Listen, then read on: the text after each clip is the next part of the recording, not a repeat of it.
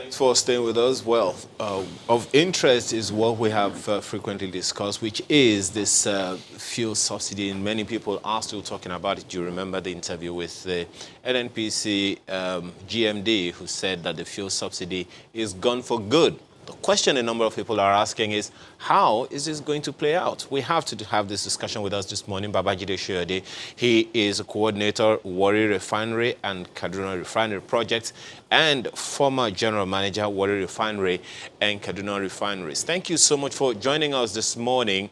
So the question people are asking is, how will this fuel subsidy thing play out post-COVID-19?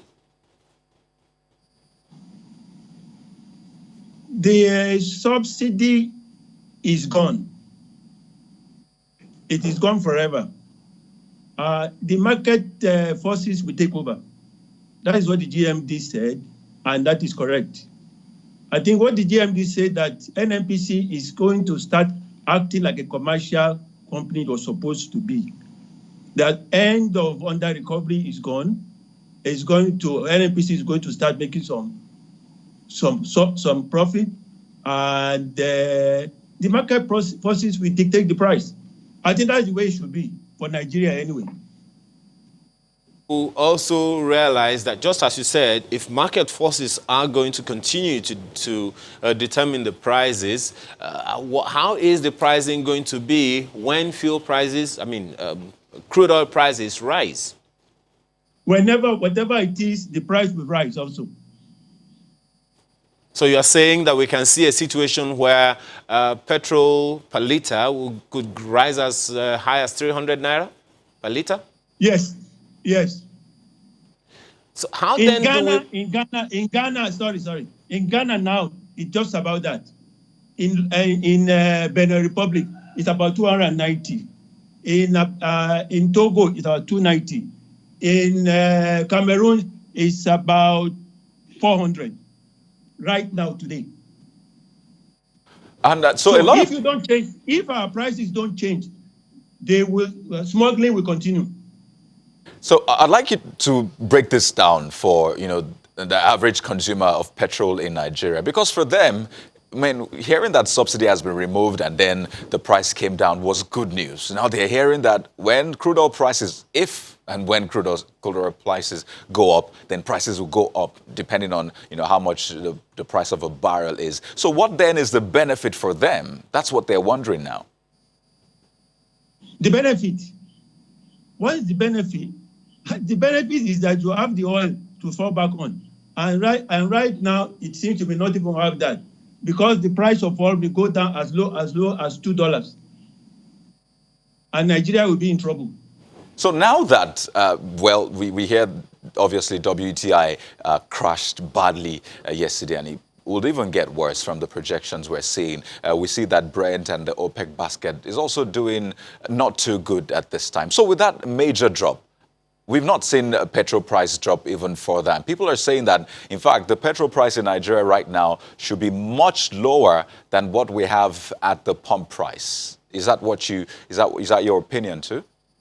Oh, whatever they are bringing it in should be something. But when it rises, the price will rise. Look, let me explain to you. Ghana is making more money. The government of Ghana is making more money from oil today than Nigeria is. So are the other West African countries. Ghana is making about 60 US cents per liter from oil today. Just tax revenue. Ghana doesn't care what the price of oil is. Now, it's a shame for us, Nigeria. We are producing. We can't boast that. For example, let me explain to you. We are consuming about roughly 30 million liters of petrol a day and 10 million liters of diesel. And if you look at the price between Nigeria and in Ghana, there is about $21 million a day. If you look at the price difference that Nigerian government is losing. That is, if we raise our price to Ghana price or to Benin price, Nigerian government or the Nigerian people will be making $21 million every day more, just for 30 million liters and so on. Now, wait, let me tell you. This is why the European countries, they don't care what the price of oil is, because from their prices, they have enough revenue, tax revenue. They don't care. Now, what is happening that, yes, they have removed subsidy, but it is not enough. Who is going to build roads? Who is going to complete Lagos State Metro, for example? From what? From the tax? From your wage, the income tax, payroll tax? It's impossible, let's face it. Look, the Nigerian elite, you and I and all the others with cars and even Molue, we have enjoyed subsidy for 32 years. Now we have to pay back. We have to pull Nigeria up. We must pay taxes like our colleagues in Ghana, in Benin, in Togo. Only the elites can bring Nigeria up. Only the elites. Nobody will come to help us. You know, Ghana is making more money from oil because of the fuel tax. And yet they think, the IMF said we make more money because we produce oil. So they are not giving us aid for COVID-19. That's a fact. Am I getting through to you? Well, yes, you are. But as a matter of fact, you're on the lighter note, you're giving our producers a nightmare because you're consistently moving out of the frame. So if you can, just try and stay on the lighter note to a little more steadier than the oil prices, sir. so that you don't move out of the frame and then we miss what you want to tell us. But then tell us about this now, because I know that as much as people think that, oh yes, well, good sides to the removal of this subsidy, but they also think that there should be a legal framework such that it's here to stay, because FCCI, for instance, think that it may not be a bad idea. What do you think about that? Oh, excuse me, there is no law backing subsidy. If you have one, show me. If you want the history, I will tell you, because I was there when it started. If you have the time, a few minutes, I will tell you. There is no law. And that was why the president didn't come in, didn't say anything. It's none of his business. NNPC had to make money. All right? It is NNPC said they are a commercial organization. They are spending so much money, so much Nigerian capital they are trading with to be making losses. That is what they have told us. And that is correct. Part of their concern is that what's the assurance that today we've talked about removing the fuel subsidy. Tomorrow, somebody could come back and reintroduce it. How do we ensure that it doesn't happen that way? Excuse me, whoever introduces it will pass a law. Whoever introduces it will have to pass a law. I am saying in 1988, when President Babangida directed NNPC to subsidize crude oil because of SAP, to pass SAP. SAP was a brilliant program. Channels Television is a product of SAP. That is Structural Adherence Program. GT Bank and all the other are products of SAP. So, but they tied the economy or the price of crude to the foreign exchange to price of crude. So for them, we have not got that. In 1988, September 1988, when this thing started, Naira was 4 Naira 67 kobo to $1. Now it is 380 Naira to $1. That is what subsidy has led us to. Go and check this. Now, a question we have tried to ask consistently is, why did it take this long? I recall in 2012, there was a talk about removal of subsidy, and we remember the outrage that followed that. Why was it so difficult to remove subsidy in the first place? I don't know. I know all those agitations. It was unfortunate, but it was elite, agitating the uninformed masses to demonstrate. I am telling you, when we started, the subsidy was started, under President Babangida, it was $4 million a day to support crude oil, to support petrol price. I will tell you precisely. Crude oil was $18 a barrel in 1988. Last quarter, 1988. President Babangida ordered us to sell to NNPC, to the refineries at $2.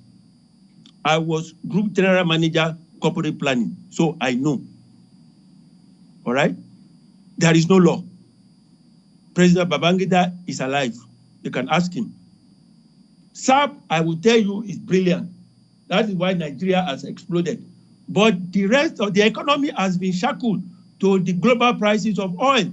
And that is why our exchange rate has been bastardized. Period. It's a very simple thing. Anytime the thing goes up, the central bank will have to source dollar to support, or they devalue the naira, which is what they've done recently. So you understand now? Just a brief one before we go on. Could you just look into the system? You're consistently looking away from the system, so we miss your frame sometimes. So we'll appreciate it if you could just look into the system such that, we'll just get the whole picture and get what you're saying a lot better. Are you? Yes, Okay. Okay. That we make, on the average, we are losing and could be making with this fuel subsidy something in the region of 20 million naira or $1 million a day. The question then is, for a number of people, over the years, there's been little or no accountability in terms of our finances, and people believe that governments at various levels, they just, continue to fritter away national resources. But if you don't mind, what's the assurance we have that the money that we will make from this subsidy removal would be judiciously utilized to the benefit of Nigerians? Okay, just let me make it. I said subsidy removal is not adequate to solve our problem now. I said the federal government must immediately introduce fuel tax to the same level as in our neighboring companies. And if they do that, we can get $21 million a day from that fuel tax, roughly about 60 cents a liter. Whatever that translates to in our exchange rate. As to how they will monitor it, it's up to government. But you see, that money, I know you and I and all the professional sector can account for it, because the tax will be leveled where the products are imported or from the refineries. We can calculate everything to the last liter. So the government... Calculations. No, just a minute. So we can monitor it. You see, the place to monitor are very few. And so how they spend, it is up again to the elite to protest violently if necessary. But Nigeria cannot die because the elites must have cheap fuel. Let us match the discipline of our neighboring countries. That is all I'm saying. Well, how do we calculate this benefit that you are mentioning? Maybe you may want to mention these benefits one more time, as detailed as possible, so that the person who is watching and listening to you right now would be able to embrace it when eventually the reality is dawned on us of the real prices of these petroleum products. What are the benefits that the average Nigerian will get from this fuel subsidy removal in the short, medium, or long term? Okay. With the subsidy removal and the introduction of fuel tax, you will do this. The fuel tax will go to building roads and transportation infrastructure. So train, metro line, whatever. The subsidy will go to fund education, health. We will have enough.